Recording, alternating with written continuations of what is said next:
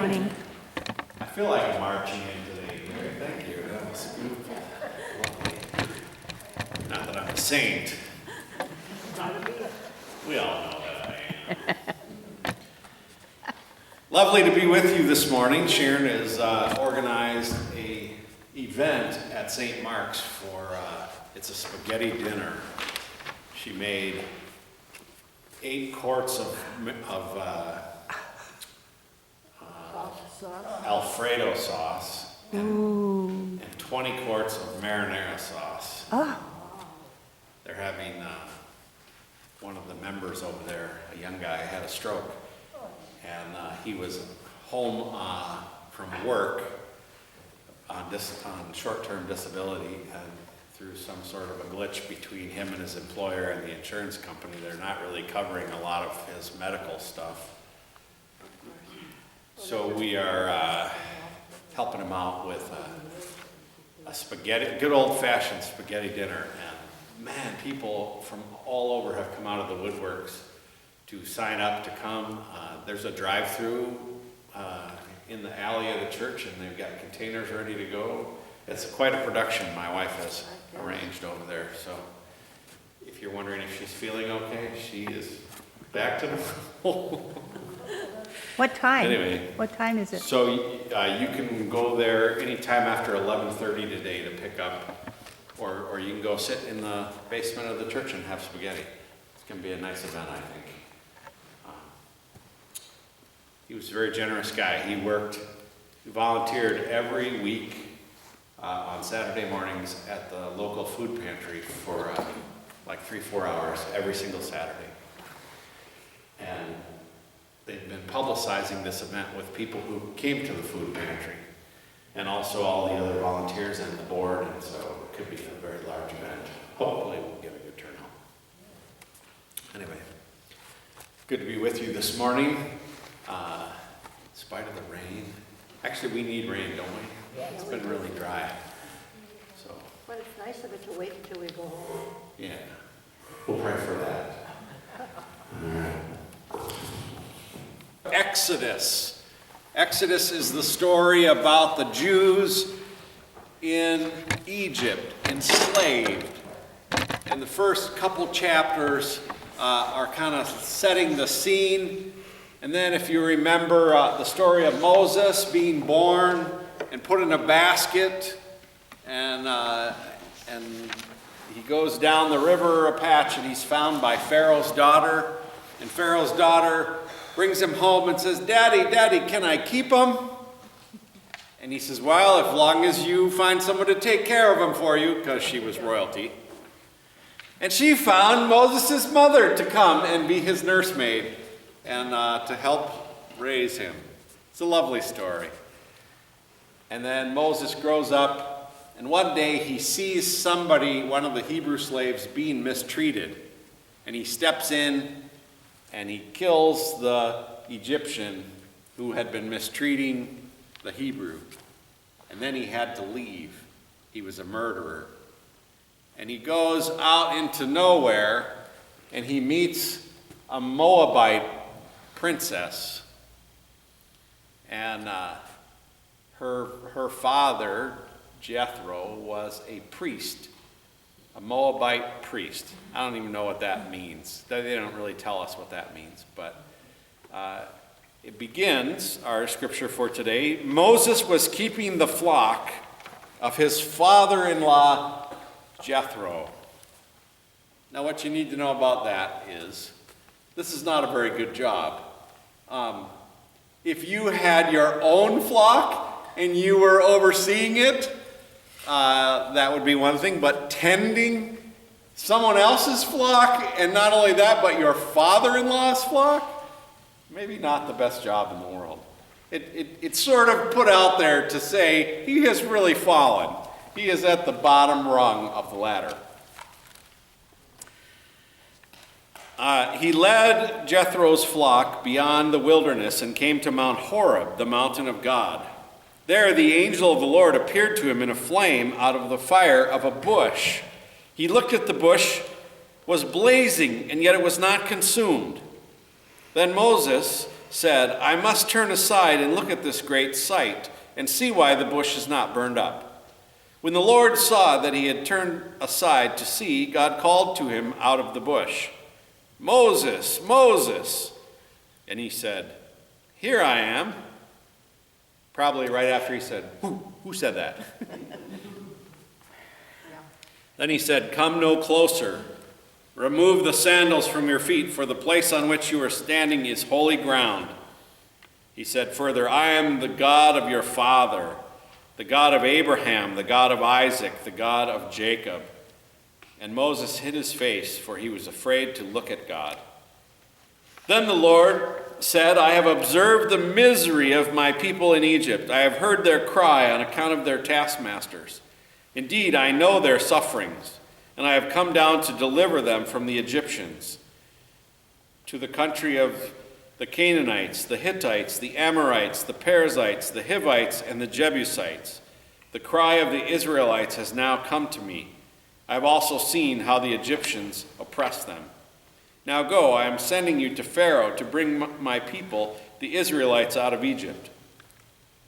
But Moses said to God, "Who am I that I should go to Pharaoh and bring the Israelites out of Egypt? I will be with you." And he said, "I will be with you, and this shall be a sign for you, that it is I who sent you. When you have brought the people out of Egypt, you shall serve God on this mountain." But Moses said to God, "If I come to the Israelites and say to them, 'The God of your ancestors has sent me to you,' and they ask me, 'What is his name?' what shall I say to them?" God said to Moses, "I am who I am." He said further, "Thus you shall say to the Israelites, 'I am has sent me to you.'" God also said to Moses, "Thus you shall say to the Israelites, 'The Lord, the God of your ancestors, the God of Abraham, the God of Isaac, the God of Jacob has sent me to you. This is my name forever, and my title for all generations.'" At Wartburg Theological Seminary, the seminary I did not graduate from, I was sitting in a class. It was a Hebrew Bible class. The very first day, we read this passage, and the professor told us that this is one of the most interesting passages in the Hebrew Bible, because God tells us who God is, only God doesn't. This "I am who I am," that is kind of a poor translation. It's maybe the best we could do, except maybe better, my professor said, would be "I will be who I will be," which is totally different, right? But what happened is that Moses says, "Who am I?" Right? To go and do this. And God says, "I am who?" In those orders. So he flips what Moses said around. Moses was feeling very down and out. He's doing a job he probably doesn't have his heart in. He went from the palace to the middle of nowhere. And yet God comes and chooses him. I'm sure he probably wanted to say, "But God, don't you know I murdered somebody? If I go back there, I might have to answer to that." Doesn't say that. And you know the story. Eventually Moses goes back and with God's help is able to wrestle the Hebrew people out of the control of the Israelites to go out through the Red Sea into the desert for 40 years. Quite a feat of liberation. And it became sort of the overarching story of the Jewish people. This idea of "I am who I am," or "I will be who I will be," kind of interests me. It was one of those moments in my life where, my whole life I had been a Christian. My whole life I had lived my life to try to be the best Christian I could, to try to please God. And when this moment happened, I remember thinking something is different now. I had a different understanding of God. And it's unfolded over many years. I think one of the things that I have learned is that people often look to the Bible that we have, to something that was written thousands of years ago, and say that it says this about God, it says this about God. And while that may have been true and contextually true at that time, I do not believe that that is who God is or will be for all time. Now, you could probably get me in a lot of trouble if you told that to too many people. But I look at it like this. If you took out your cell phone and you went into this time-traveling box that I have up here, and it transported you back 100 years, and you wanted to teach someone how to order groceries on Amazon, what would be the problem with that? Yeah. 90% of the vocabulary you would use to teach somebody that didn't even exist back then. I think God has the same problem. That God is trapped, in some ways, in the understandings of who God was at the time, because he had to be. God could not come out fully evolved and formed. God had to meet humankind where they were at. And so when everybody knew what they knew about God, or gods, was that God's take, and that God's demand, and it's your job to make them happy, and it's almost like a superstitious pursuit. God had to meet people there. And what he does in our scripture for today, he says to Moses, I have heard the cries of the Israelites on account of their taskmasters. No God in the history of gods had ever heard the cries of their people and had empathy. All the other gods said, well, maybe you should give a little bit more money and maybe things would turn around for you.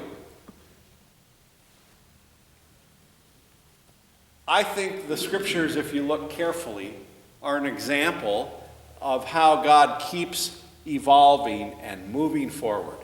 Now, does God evolve, or does how God reveals God's self evolve? I don't know. Maybe I'm not even smart enough to think about that. And maybe it doesn't matter.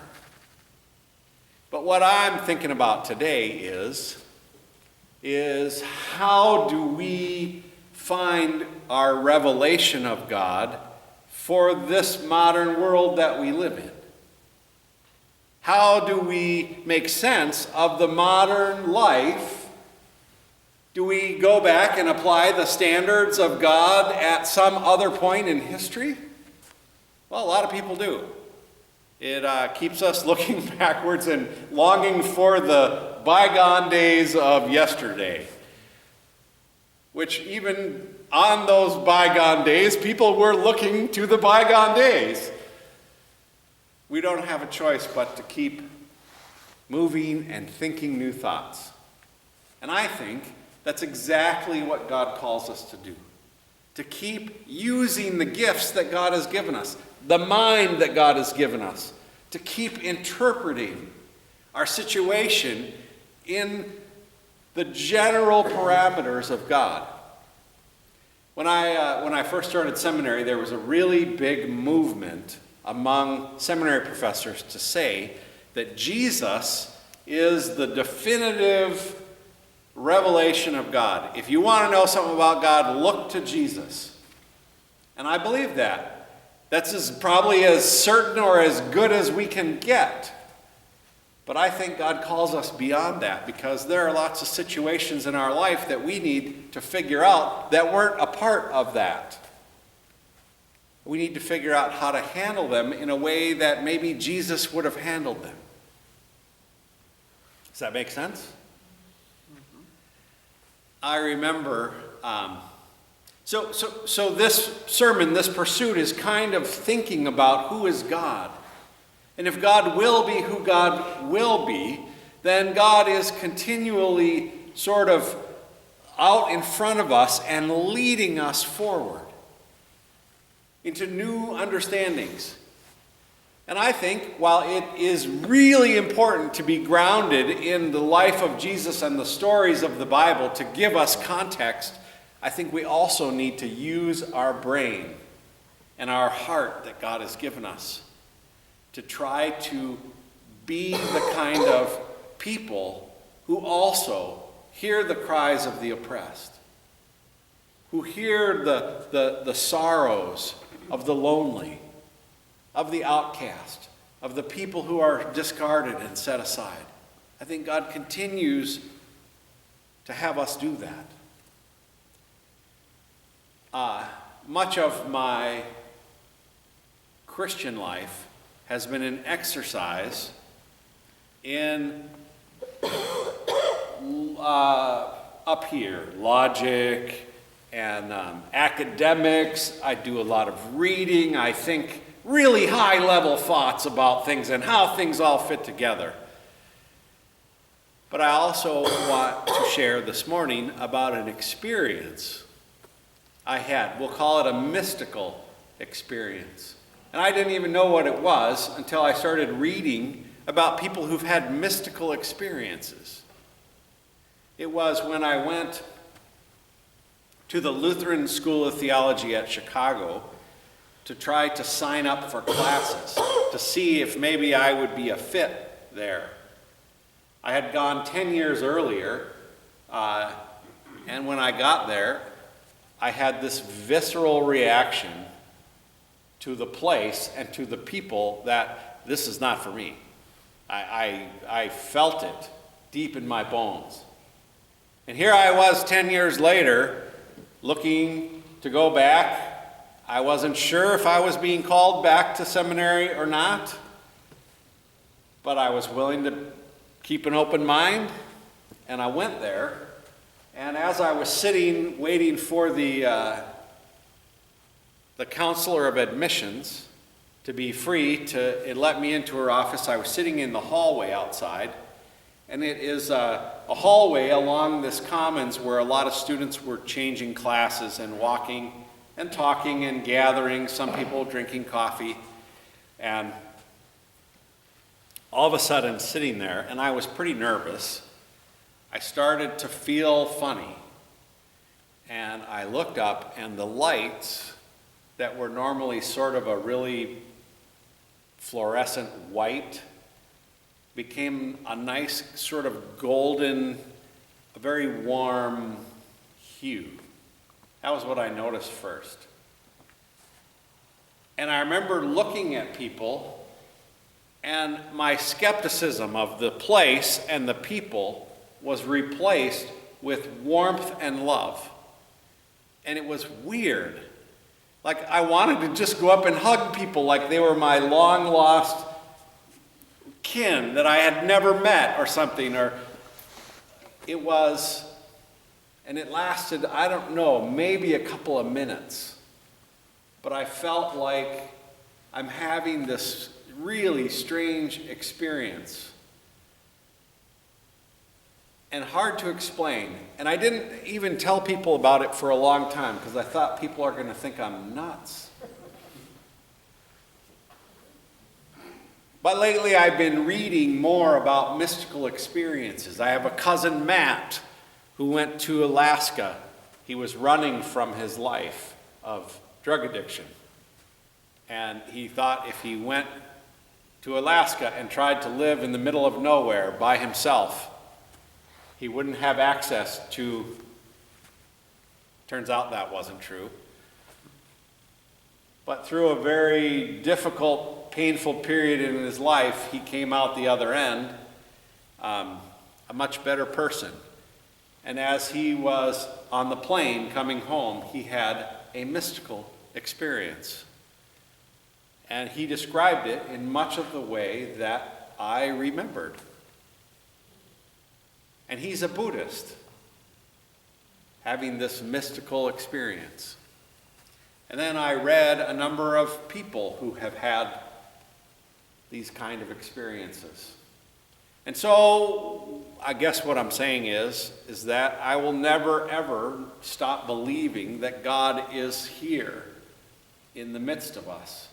And it's not just some logical, academic part of my brain, but it is something much deeper.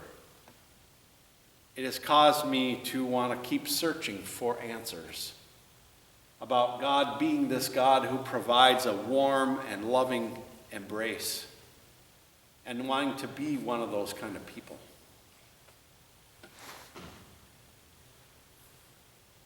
This sermon series about convictions, I guess my conviction for today is that we need to be open to seeing God in new ways and new experiences, and continuing to be the loving, caring presence of God in the world, with and for each other.